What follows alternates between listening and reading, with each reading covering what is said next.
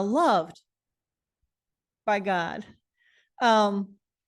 Today, the title is Why Me? And I know that throughout our lives, there have been times when we've looked to heaven and we went, why me? We're going to learn a lot today, and it's kind of an emotional sermon. So please bear with me. There's a song out by this young lady named Sia, and it says, "Help, I have done it again. I have been here many times before. I hurt myself again today, and the worst part is there's no one else to blame. Ouch, I have lost myself again, lost myself, and I'm nowhere to be found. And I think that I might break. I've lost myself again, and I feel unsafe." And then the verses go on, and not an ounce of hope in this song. Not an ounce of hope. And it's very, very sad. David, when he wrote Psalm 142, I want you to listen closely as I read this.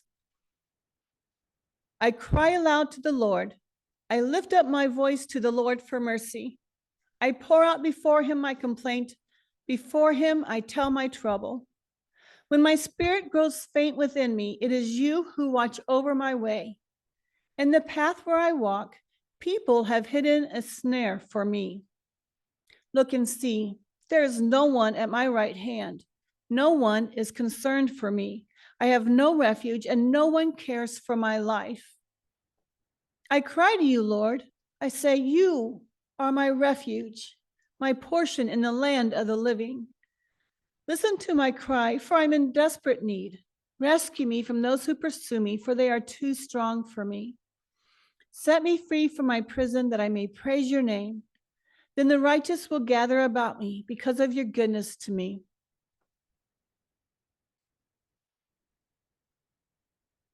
David faced levels of discouragement that would have devastated most people. At the high point of David's life, the bottom fell out. David had been anointed by the prophet Samuel and was promised the throne of his nation. He was employed by Saul and had a place of influence and power. He defeated Goliath and was a national hero. The women of Israel were writing songs about him. He was the most successful officer in the army of Israel. David was on cloud 9. And then something awful happened. One by one, all of those wonderful things were stripped away. Not only did David lose his job as court musician, but King Saul became pathologically jealous and tried to kill David. David was married to Saul's daughter, and when Saul turned against David, he took her away from him and made her marry another man. In the snap of a finger, David lost his job, his income, his wife, and his security.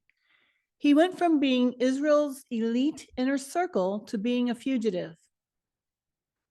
David fled to Ramah, the home of the prophet Samuel, who was David's friend and spiritual mentor. But Saul sent soldiers to Ramah, and David had to flee. Samuel was an old man and could not go with David, and shortly after David fled, Samuel died. Now David has lost his closest spiritual brother and encourager. David then went to his best friend Jonathan, the one person in the world that David knew he could trust with anything. But Jonathan was also the son of Saul, and he could not raise a sword against his own father. So David had to run for his life again and leave his closest friend behind. David was on the most wanted list on the wall of every post office in Israel. So he ran and he ran and he ran until he got to Gath. This was the territory of the Philistines, who were the mortal enemies of the Israelites. When the king of Gath heard that David was in his territory, David was so fearful that he pretended to be insane, scratching walls and letting saliva run down his beard and face. 1 Samuel 21:10-15 tells us that David fled from Saul and went to Achish, king of Gath. But when the servants of Achish said to him, "Isn't this David, the king of the land? Isn't he the one they sing about in their dances? Saul has slain his thousands and David his 10,000s. David took these words to heart and was very much afraid of Achish, the king of Gath. So he pretended to be insane in their presence, and while he was in their hands, he acted like a madman, making marks on the doors of the gate and letting saliva run down his beard. Achish said to his servants, "Look at this man, he is insane. Why bring him to me? Am I so short of madmen that you have to bring this fellow to carry on like this in front of me? Must this man come into my house?" David finally ended up living in the caves in the wilderness. He had lost his job, family, spiritual mentor, closest friend, wealth, power, beauty, his dignity, security, and his country. And he lived this way for the next 10 years. Not only was David living in a cave, he was living in the cave of discouragement. And honestly, who wouldn't be? It's a place that we have all visited at least one time in our lives. The cave is where you end up when all of your props, your crutches, your scaffolding gets stripped away. Maybe it's a lost job. Maybe it's financial pressures. Maybe it's a dream of a family that has been shattered, or the loss of a loved one, or brokenness in a good friendship, an estrangement from a family member, health problems, homelessness, consequences of a bad decision. Whatever the pain, you feel like your whole life is crashing down around you. And what's the hardest thing about being in that cave? Where is God? Where is God? Where are you? Am I lost? Are you lost? Where are you, God? Where are you? Don't you care? Why have you left me alone to deal with all of this? Family, please hear me when I say this, that God does some of his best work in caves. The cave is where he molds and shapes our lives in ways that he couldn't elsewhere. When all of our resources and crutches get stripped away and we're feeling helpless, we learn there that God really is enough. It's where God meets us, he transforms us, he strengthens us, and he teaches us. In one of David's darkest moments, he did something remarkable. 1 Samuel 30, verse 6, tells us that David was greatly distressed because the men were talking of stoning him. Each one was bitter in their spirit because of his sons and daughters. But David found strength in the Lord, his God. The King James Version says that David encouraged himself in the Lord. It's a wonderful thing to be encouraged by other people. I'm sorry. But when you're in a cave and there's no one to turn to, you can still be encouraged by God. If you want to be encouraged in the Lord, the first thing you must do is discuss your discouragement openly and honestly with God. Name it. You've got to name it. Do you know what that means? Don't just say, "God, I hate you. How could you let this happen to me? Haven't I been a good Christian, God? I don't deserve this. What the heck is going on?" Now, let me get this straight. It's okay to say those things. It's okay. God's a big God, and he has very broad shoulders, and he can take it. He can take it. In fact, one of my favorite scenes in a movie is in Forrest Gump, when Lieutenant Dan is up in the crow's nest, and the ship and the storm is raging, and his boat is rocking back and forth, and it's thundering and lightning, and it's carrying on, and Lieutenant Dan is going, "Is this all you got, God? Bring it on." And he rages against God during that storm. But in the end, he ends up coming down with peace in his heart. He makes peace with God. It's okay to be angry, but you cannot stay there. You cannot stay there. Psalm 142 is a psalm written during a cave time, recorded for other cave dwellers in all generations. Sometimes people get stuck in chronic discouragement because they won't take the time needed to name and discover its true cause. They just keep waiting for something to change. But really, God is calling them to action. You must take positive action. Neil Warren, who is a famous Christian psychologist, says that one place of discouragement is in marriages. What kills them? A lack of hope. When hope dies, the motivation to change dies with it. His recommendation is to take one area of your marriage where you are discouraged and try to make just a small 10% improvement in a 12-month period. Don't expect change overnight. In a 12-month period, if you do this, there will be a huge difference because hope will be reborn. One simple step can make a big change. In Psalm 142, David went from desperation to acknowledging how important God was to him. He said, I cry to you, Lord. I say, you are my refuge, my portion in the land of the living. At one point in our marriage, Gary had an accident. It was the hottest day of the year. It was July. It was 99 degrees. The heat index was well above 100, and a walnut tree had fallen on our house. Very big, large portion of this walnut tree. And Gary said, I'm going to take this tree off the house today. And I said, no, it's too hot. Let's wait until we can get some more help. Let's wait for it to cool down a little bit. It's supposed to be much cooler tomorrow. Just wait one more day. He did not. Cody calls me later that afternoon. Mom, Dad's in trouble. And I didn't understand what Cody was saying. As soon as he said Dad's in trouble, ran into my boss, I got to go. And I drove to home. I get there and there's rescue squads and ambulance and all these cars and sirens, or not sirens, but the lights are flashing. And I'm like, oh my Lord, what has my husband done?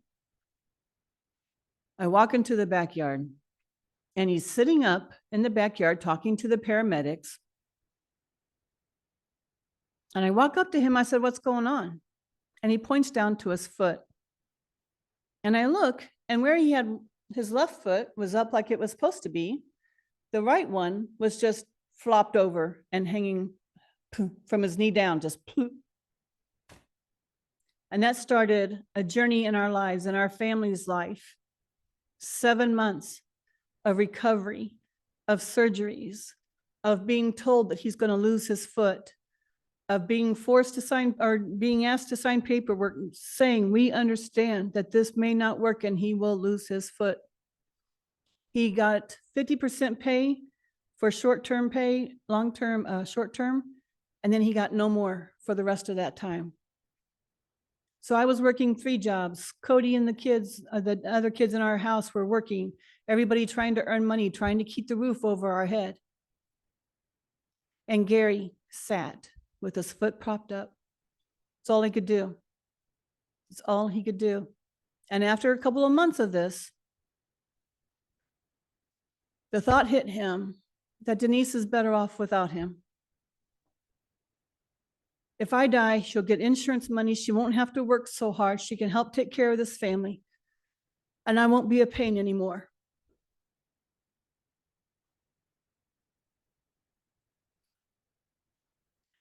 Gary walked into that cave of desperation and he stayed there. And I did not know this. I was so busy just trying to help keep the rest of the family running. I did not know that he was there.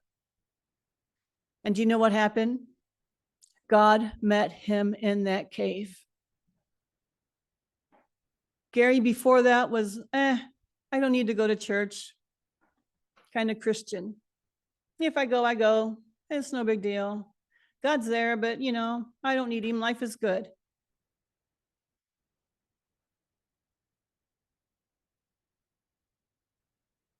But when God met him in that cave, it changed him. Gary was finally willing to listen to what God had to say to him.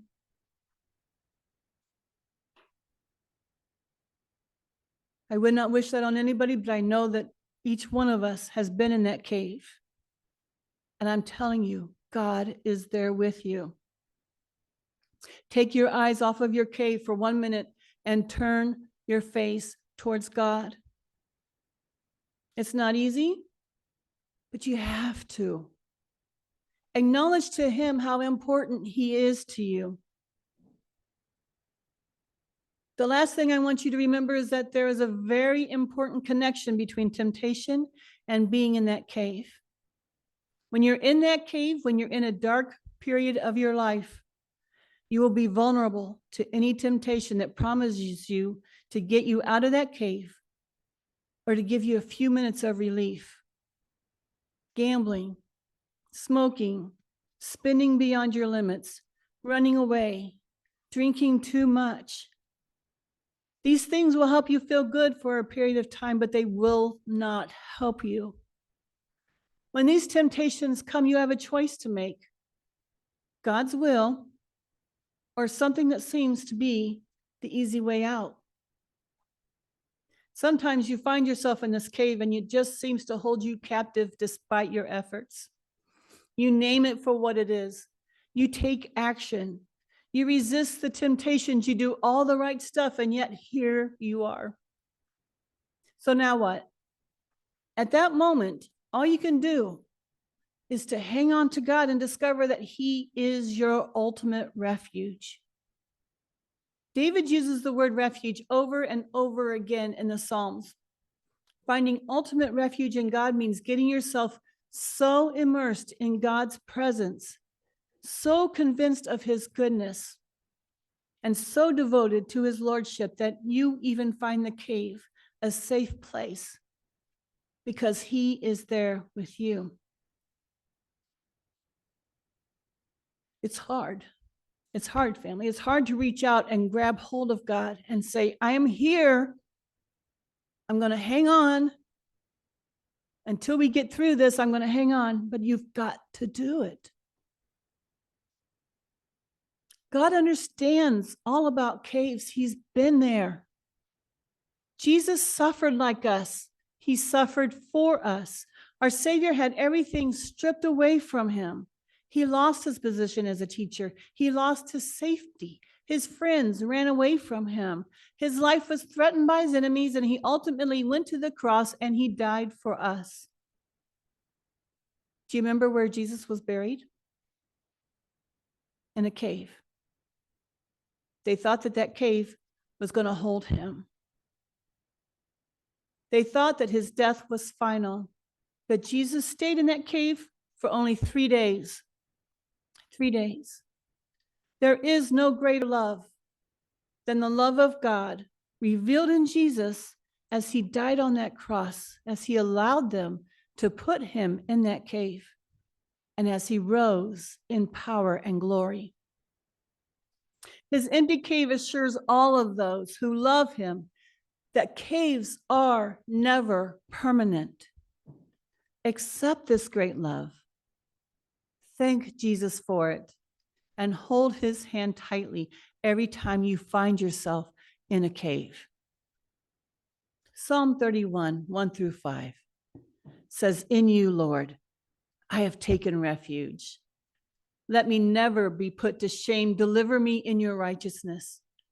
Turn your ear to me. Come quickly to my rescue. Be my rock of refuge, a strong fortress to save me. Since you are my rock and my fortress, for the sake of your name, lead and guide me. Keep me free from the trap that is set for me, for you are my refuge. Into your hands I commit my spirit. Deliver me, Lord, my faithful God. You will find yourselves in a cave. It happens to all of us. But family, take God's hand and don't let go. Take positive action.